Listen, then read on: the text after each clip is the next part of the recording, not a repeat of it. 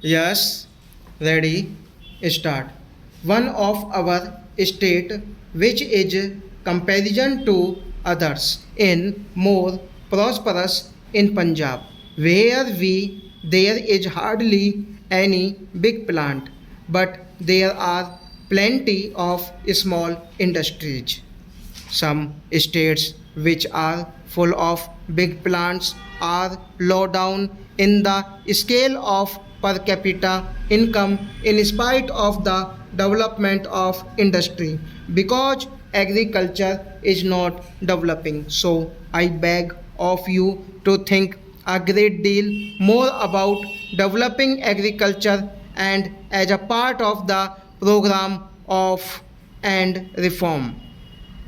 That program must be completed after 60 years of independence. Our program of land reform has not been fully implemented for various reasons and because of various pressures. This must be borne in mind.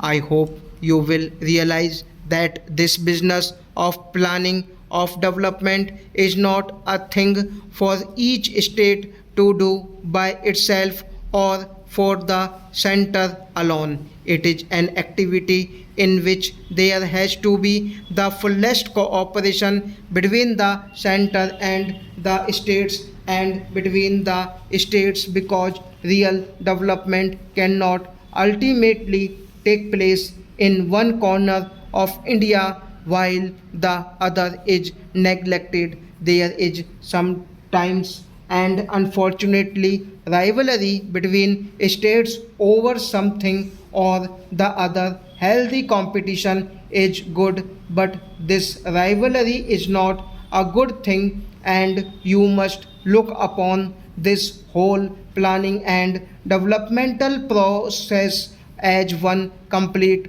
whole for India with the states and the center cooperation all the time. In the last 12 or 13th years we have gathered much experience in planning through success and failures. I think that on the whole we plan well. I think also that on the whole we do not implement well. It is not good to have a theoretical plan and not implement it fully. Planned development is a complicated matter which takes you right down to the lowest rungs of the administrative ladder. To some extent, I have a feeling that these rungs of administrative ladder are not functioning as they ought to. We have some very good administrator, but it is not a good man by himself who can do much. The whole tone of the administration has to be implemented right down to the revenue official and other officials. Sometimes there is a conflict between one department and another. Therefore, each state has to tone up its administration and ministers have to give little more time to administrative work. One of the things we have learned from planning these last few years and these has been stressed in the third plan report in the need for prospective planning. You cannot plan for a year or even for 5 years. You have to think 20 years ahead and work up to those objectives.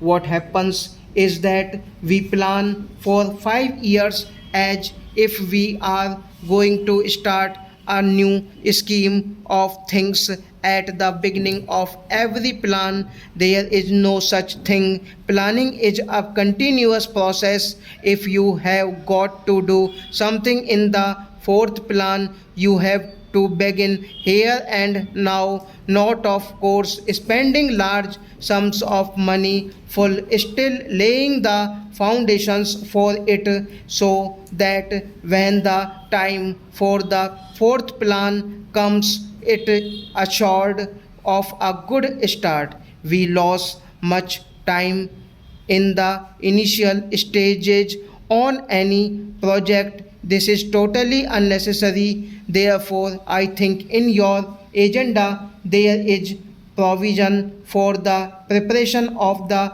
fourth plan. Those arguments must proceed now. In the middle of the third plan, in the notes supplied to me, I remember to have read a statement that we are now in the middle of the 55 years of planning since independence. 55 years is an adequate time, and therefore half of this period is a good time to make an appraisal of the situation. I would beg of you to remember that although what you have already done is important, it is not very important by itself. An old factory or factories or something else you put up, you have to do go to the roots of the economic problem. The roots lie in agriculture and the enormous material in the form of 950 million or more people. The other most important things is training the people. Apart from top level scientists, technicians, engineers, etc., and we are getting more and more of them now. General training for the masses engaged in agriculture is necessary. That leads you to mass education. Education has to doubt increased. Unfortunately, I have heard that in some states is the emergency has led to a slowing down in the rate of expansion of education. That I think is tragic. I do not wish to use milder terms because the whole progress of India depends on the educational apparatus from the bottom to the top. These are some of the things I should like you to bear in mind. We cannot neglect education in case, because with that rests the future of the Indian people. Stop.